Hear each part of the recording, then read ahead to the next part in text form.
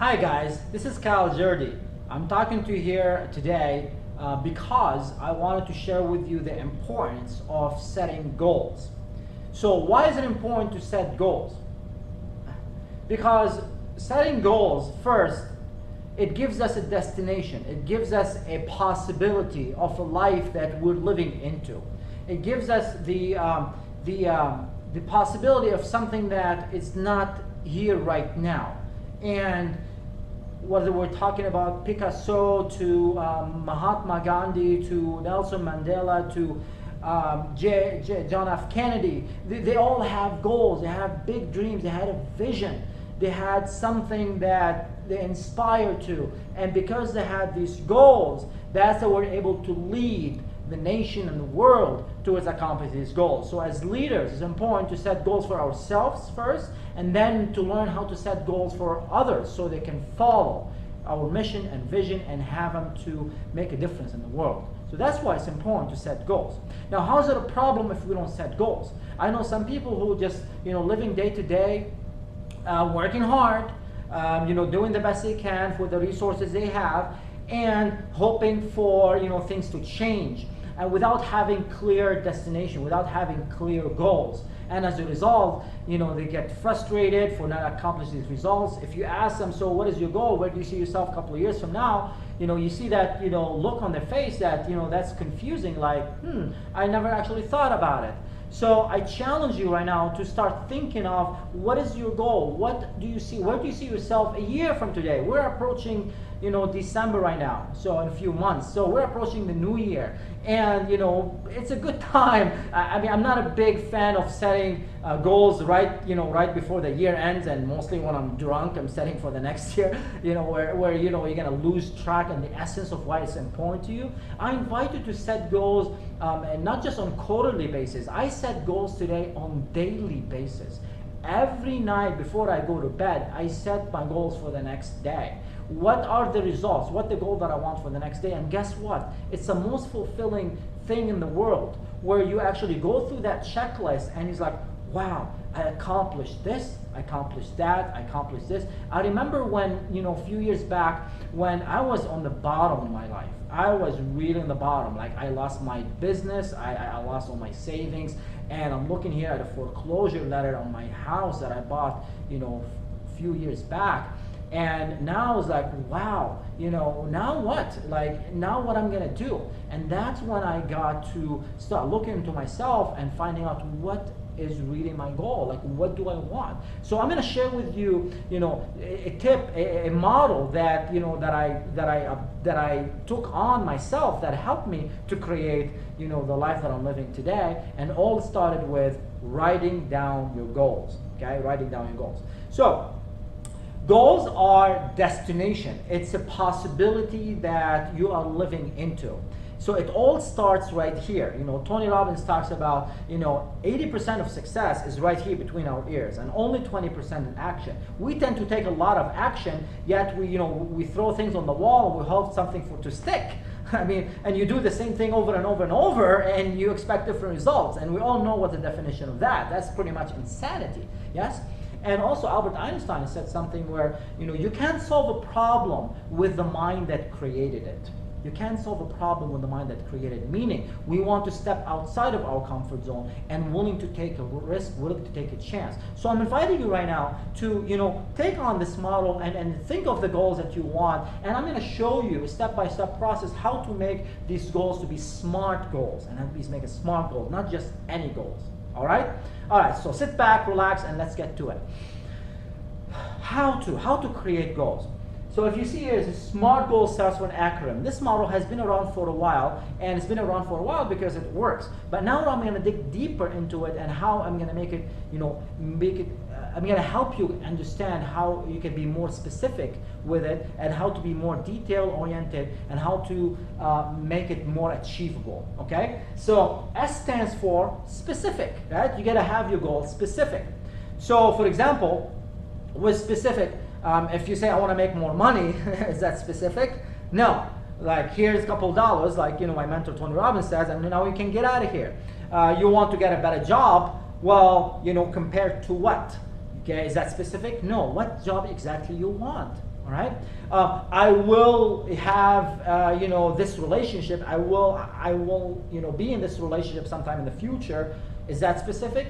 No, it's not specific. What is that relationship specific? What type of person you want to attract in your life? How specific you want to be around it? So, do you want a person to they play certain hobbies with? They like outdoors. They like indoors. They like dark skin, white skin.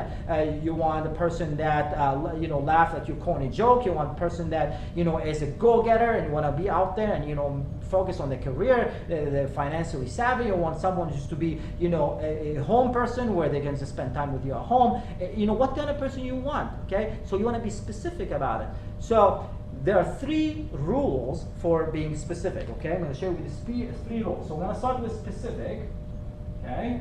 And there are 3 rules for being specific. Rule number 1 is you always want to create your goal in the present tense. In the present tense. Meaning, a goal where you say, I will be in this relationship, or I want to be in this relationship, or I will have this much money. That's in the future. See, the unconscious, it's very interesting. Like brain scientists and research has showed that the whatever you tell your brain, your unconscious will takes it literally as it is. So if you keep saying to yourself, I will attract this, or I want to be, I will have, then the brain is going to literally read it that, oh, I will have it eventually. I want to have it, which I don't have it right now, but I want to have it, which comes in from a place of scarcity.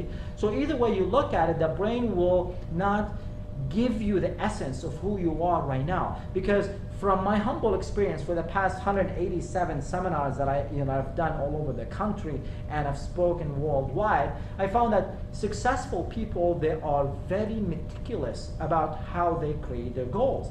They follow a very specific model to create the goal, and they're very aware of the language, because your word creates your world. So what you say, what you're creating, that's what differentiates us between other species, is our word. So our word is very important for us to help us create the outcome and the goals that we want. As a matter of fact, instead of saying goals, let's say outcomes. Because goals, it seems like, oh, if I don't accomplish my goal, I lose. Outcomes, you always want to get an outcome. You always get an outcome. Whether you take action, you get an outcome. You don't take an action, you're going to get an outcome, which is no outcome or no results. You can still take an outcome. The outcome is, you didn't get what you want. That's the difference. So let's call it an outcome. Outcome is much more empowering. So we're going to change goals, okay, into outcome, okay? Change into outcome. All right, so that's rule number 1. Specific, you gotta have to be you gotta speak it in the present tense. You wanna say, I am in a relationship, for example, okay? I have $10,000 on a monthly basis of income. I am a district manager for my company, okay? I am. The more you say I am, that's power of affirmation. It's really, I'm not a big believer of affirmation, but wording it in such a way that the unconscious accepts it as it's now, that's going to give you the aliveness. That's going to give the brain the possibility that it's now alive. And the more you get present to it, the more you recreate it, the more you restate it and be present to it, the more it finally, like a sponge, the unconscious will accept it. See, the difference, the thing is, with the unconscious and the conscious, the unconscious, it's more like a horse, and the rider is more like the conscious mind, right? So let me explain this. I got this from a resource with Dr. Tom Miller. He talks about it, and it's very fascinating, and it makes so much sense. So the unconscious is a horse, and the conscious is a rider. Let me share with you a short story. When I first graduated engineering back in 2006, I brought my parents over to come and attend my ceremony from Lebanon, and that's where I'm originally from. And after when I'm going through the ceremony, I figured I can take him to Sedona in Arizona. Like, as I reside in Scottsdale. At the time it was Tempe. I haven't even bought the house yet. But I took him to Sedona. I figured Sedona is beautiful. And for those of you who have not seen Sedona, remember the Coyote and the Roadrunner, the cartoons, and the background with the scenery and the rocks and the red rocks. That's Sedona. It's just magnificent, beautiful place. So I took him there for a horseback horseback riding. And we're there, we have other people, and there's a guide, and we're now, taking the tour. I'm taking the guide for like a couple of hours, horseback riding. And in the beginning, it was fun, exciting, seeing all these, the horses and all that stuff. It's fun. And now after a while, I start getting a little bit kind of bored. I started to want to get more action, especially that we're walking slow. I want some like action. So I started getting the horse to get out of that, track that's following everybody else, all the other horses. I want to get the horse to get off that track so I can just kind of like wander on my own, just have a little fun, maybe do some, running, whatever, right?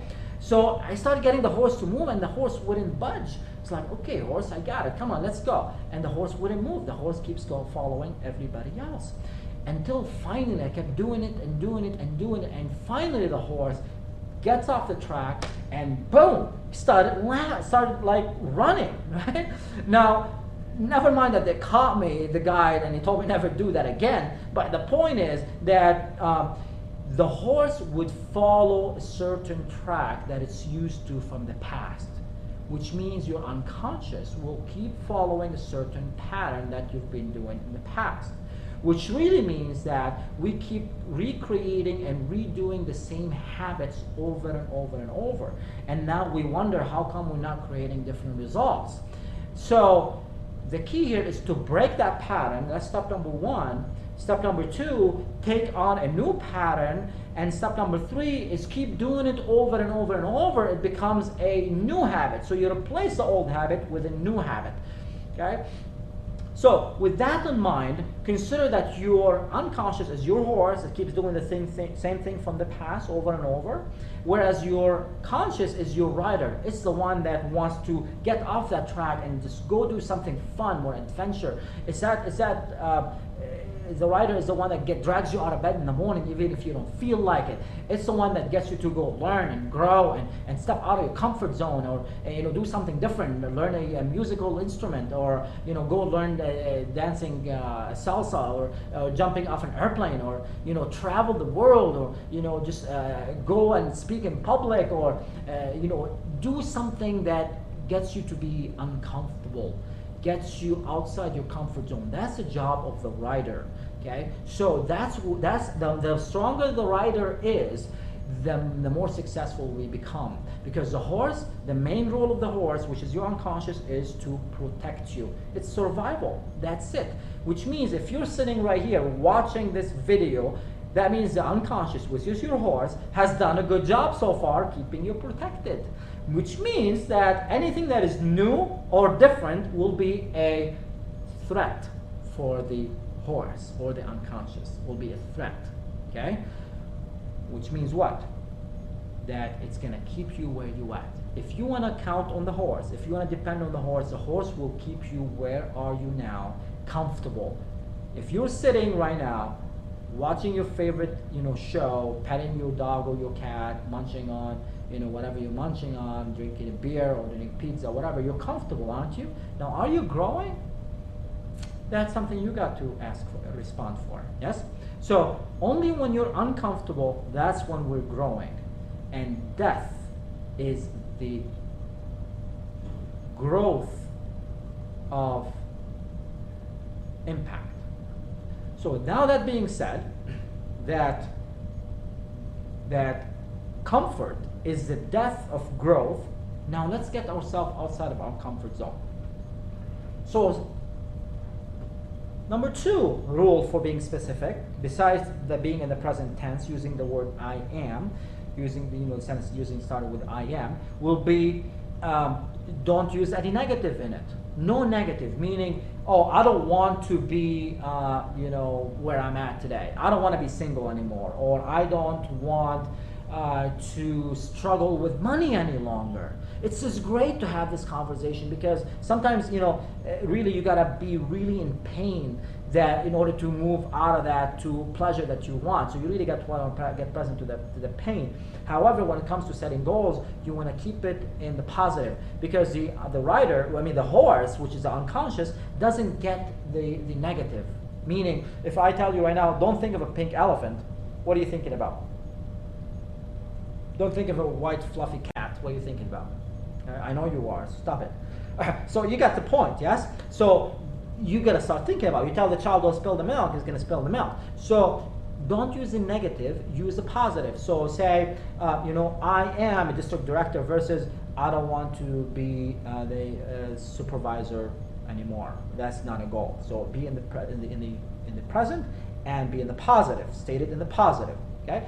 Third rule for being specific: you want to get rid of any competitive, such as more of, less than. I want to have more money. I want to have less stress. More of, less than. Anything you want to compare to the past is not a goal, because you want to create a new future. You want to create a new possibility of a new future. You don't want something to be compared to the past. Does that make sense? Yeah? All right, good. So that's specific. So the M stands for measurable. If a goal that you can't measure, it's not a goal, okay? So the question that you ask yourself right here will be, how would I know that I got it? How would you know that you accomplished that goal? Is it something that you got to see, something you got to hear, something you got to touch or feel, or is it something you got to smell sometimes, right? If you smell the money, for example, or you smell the ocean when you're in Hawaii, if you want to go and live there, for example, or if you want to want to see a villa that you want to live in, or you want to see a partner that you want to attract to your life, or you want to hear the soothing sound of the waves, or your partner whispering in your ears, I love you. Okay, what are the evidence? What is the evidence procedure for you to know that you accomplished your goal? And this is very important. So if you can't prove that, how would you know that you got it? Most of us, we walk in life, we think that we have what we want, or we want something that we don't have, and yet many times that we actually do have a lot of things that we're not appreciating. Okay, appreciation, if you look it up in the dictionary, it's giving value to something. You want to give value to. Okay, T. Harv Eckert talks about, gives an example. It's a perfect example is, if you have a child and you walk in the mall and the child asks for a toy, and you buy the child a toy, and immediately the child just toss toy on the floor, and now you walk, you continue shopping in the mall, and the child asks for another toy. Would you buy that toy for that child? If you're a good parent, you probably wouldn't. Why? Because the child didn't appreciate the toy that you bought first. So you gotta appreciate what you have in order for you to attract more of it. It's the same thing with setting goals. If you're setting a goal and you're not appreciating what you have right now, then why would you deserve to have more of? Why would you deserve to have something more of what you have right now, where you're not appreciating what we have right now? So the attitude of gratitude is the number one tool in order for you to help you attract what you want in your life. So I invite you every morning, just go through the list. Tony Robbins talks about a few questions to ask yourself, and that is, what am I grateful for in my life now? And just be really with it, not just I'm appreciative for my husband or wife, or I'm appreciative for the job that I have. Even sometimes if you have a job that you're not actually enjoying, consider that a lot of people, they don't even have a job, and we're living we are lucky to be living here in the United States. From the very simple things that, I came from a third world country. Okay, and I was, I used to study. I remember I used to study on a candlelight. Okay, because there's no power, there's no electricity. Take shower when we have to heat the water, and then grab something and just kind of like take a shower that way. Just little things that we take advantage of, that we just consider as part of life, that a lot of people that they don't have. And this is really, truly the land of opportunity, and let's be appreciative for it, and let's really step up and make the best of what we have, because if we don't, then somebody else will. Okay? A stands for attainable. Are your goals attainable? Meaning what? Attainable meaning it's somewhere between easy and impossible. That's where you want to be. This is the range you want to be. If it's too easy, then it's not motivating. If it's impossible, then that's demotivating too. Yes? So you want to have it to be challenging, meaning you want to step outside your comfort zone and get results.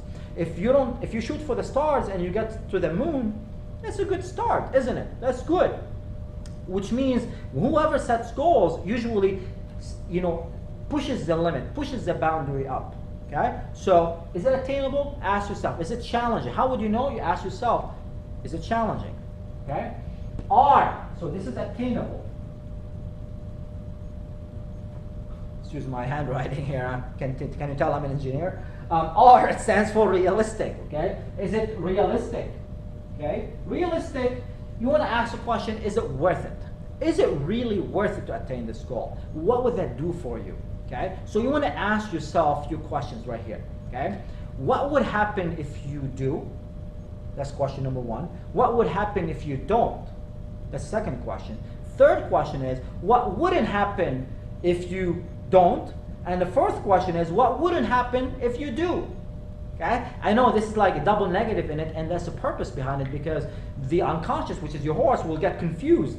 And confusion is a great place to be, because it's a step that comes right before when you get it.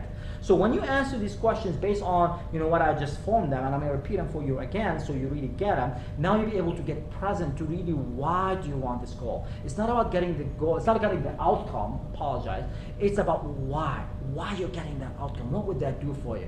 So the 4 questions are, what would happen when you do? What would happen when you don't? What wouldn't happen when you do? And what wouldn't happen when you don't? Those are the 4 questions you want to ask yourself, and get really present to the pain of when you don't have it and the pleasure when you do have it, because those are the twin forces that will motivate us to move towards what we want. Okay? And T stands for time. Okay? Time. By when is the question you want to ask yourself. By when are you committed on accomplishing this goal? So John F. Kennedy says, a man on the moon by the end of decade. Period. It's easy, it's present tense, and it has a time limit on it, and it's something that you can see. A man on the moon. It's measurable. A man on the moon. That's the evidence procedure. Okay? Is it attainable? Yes, we had the technology to do it. Is it challenging? For sure. Is it worth it? Of course it is worth it. Okay? It just expanded our realm of thinking. If we can get to the moon, what else can we be capable to do as human beings? And as a nation, what else can we do?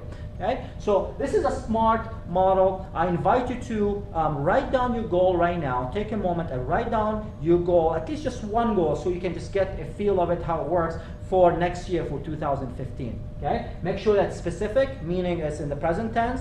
It has no comparatives, more of, less than, and it's in the positive, no negatives in it.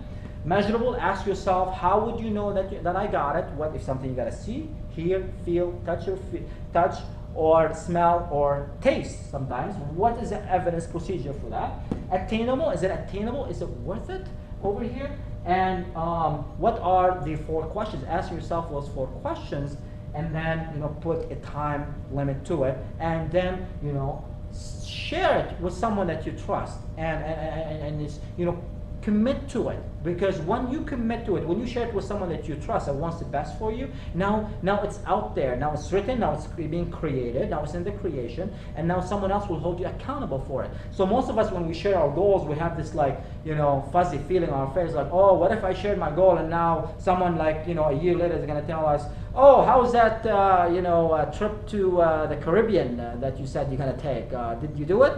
And you're afraid that you're going to be embarrassed, that no, things didn't work out, things like that. So don't worry about that, because I'll tell you what, first, when you share with someone that you trust, that person is going to empower you. He's not going to put you down. They're not going to tell you, oh, what happened to that, being sarcastic with you. They actually want to support you. They want to keep you on track. They want to call you once in a while and just keep pushing you forward. Okay? That's 1. 2, now you're going to keep pushing yourself forward because you shared it. You created it. The word creates a world.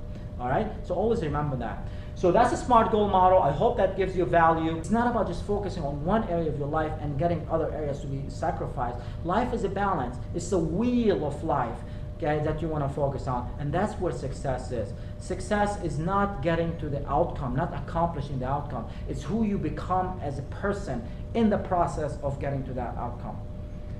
I hope that makes a difference for you, and you can sign up to my newsletter at fearlesstransformation.com. Again, it's fearlesstransformation.com. I'll be sending you those free learning modules, and I want to hear your feedback. I want to hear what are you getting out of it. Please don't hesitate to send me your feedback. I personally will respond back, I promise.